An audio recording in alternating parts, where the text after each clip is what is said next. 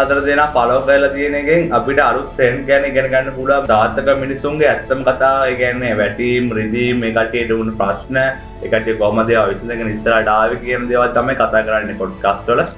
අද පොඩ්ඩක් වෙනස් විදියට මේක කරන්න හිතුණා. මම දැන් දවස් 5ක් විතර වීඩියෝ දැම්මා. ගොඩක් අය මගෙන් අහලා තිබ්බා මේ Zero to Go challenge එකත් එක්කම ගොඩක් අය මගෙන් අහලා තිබ්බා අයියෝ කොහොමද ඔයා මේ දේවල් ඉගෙන ගත්තේ, මේ දේවල් කරන්න කියලා. මම මගේ ස්කිල් හදාගන්න, දවස ප්‍රොඩක්ටිව් කරගන්න යූස් කරන සහ මම බලන YouTube channel සහ podcast 10ක් ඔයාලත් එක්ක බෙදා ගන්න හිතුවා. ඉතින් අද ඒ channel 10 ඔයාලට ලේසි වෙන්න මම කැටගරි 4කට බෙදුවා. අපි ඉතින් මුලින්ම බලමු මම ස්කිල් හදාගන්න මොනවද බලන channel කියලා. මම YouTube එකට ගියොත් අනිවාර්යෙන් බලන channel දෙකක් තියෙනවා. ඒ තමයි ඉෂාන් ශර්මා සහ තරුණ ස්පීක්ස් කියන channel දෙක. මේ දෙන්න තමයි ඉන්දියාවේ ඉන්න සුපිරිම content creatorsලා දෙන්නේ. freelancing සහ side hustle කියන පැත්තෙන් තමයි මේ දෙන්න ගොඩක්ම podcast සහ content කරන්නේ. ඉතින් freelancing සහ side hustle කරගෙන යන කට්ටියට ගොඩක්ම වටිනවා මේ දෙන්නගේ content. ඊට පස්සේ සොම්රාට් සහ learn by KK සමාන නම් වෙනස් වෙන ඉඩ දෙනවා channel එක වලට දාන්න. ඉතින් මේ channel දෙකත් Indian channel දෙකක් content creatorsලා සහ editing ඉගෙන ගන්න ඔයාලා හොනවනේ. ඉතින් editing පැත්තේ දේවල් අර related සහ ඉන්දියාවේ සුපිරිම editorsලා ගෙන්නලා podcast කරන channel එකක් තමයි learn by KK කියන්නේ. ඉතින් ඒ වගේම සොම්රාට් ඩොට්ට කියන්නේ content creator කෙනෙක්, editor කෙනෙක්, Premiere Pro, After Effects use කරන විදිහ කියලා දෙනවා. ඉතින් ඇත්තටම ඒ channel දෙකත් මම මගේ දවසේ එයාලා අනිවාර්යෙන් වීඩියෝ එකක් දැම්මොත් අනිවාර්යෙන් මිස් නොකර බලන්න.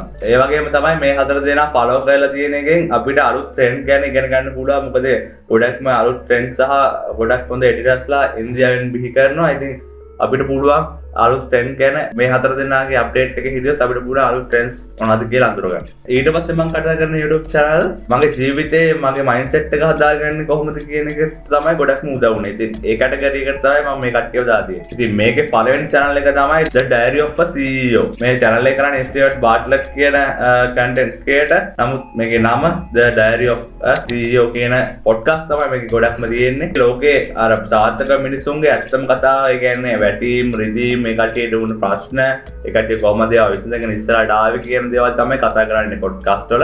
ඉතින් මේකත් මම නිතරම ෆලෝ කරන YouTube channel එක. ඊට පස්සේ අපිට mindset එක සහ අර සමහර තැන්වලදී මම මෙයාගේ channel එකේ තියෙන දේවල් වලින් උදව් අරන් තියෙනවා. ඒ කියන්නේ manage කරගන්න කොහොමද, productivity එක වැඩි කරගන්න කොහොමද කියන අලි අබ්දාල් කියන channel එක. ඉතින් මේ channel එකත් ඇත්තටම ගොඩක් වටිනවා. ගොඩක්ම productivity පැත්ත තමයි මෙයාගේ videos වල තියෙන්නේ. ගොඩක් ඔයාලා දැකලා ඇති Facebook එකේ එහෙම short යනවා.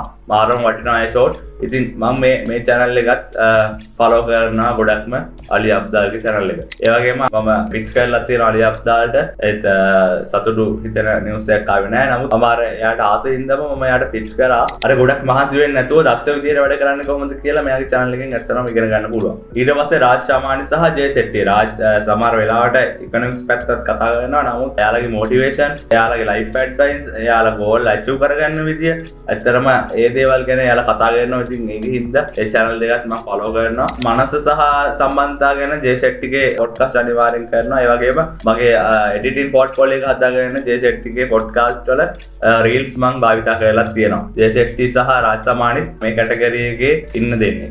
ඊට පස්සේ ගත්තොත් එහෙම ලංකාවේ අපි කතා කරේ පිටරටනේ. ලංකාවේ සිංහල පොඩ්කාස්ට් ගැන පැත්තට ගියොත් එහෙම SLOK පොඩ්ටොක් කියන එක බලනවා. මේ දවස්වල මොකද වෙන්නේ කියලා හසයි බ්‍රූනෝ කරන පොඩ්කාස්ට් එක අනිවාර්යෙන් බලනවා. ඒක ආවම ඒක සාමාන්‍ය මාසෙට 2ක් විතර තමයි වැටෙන්නේ.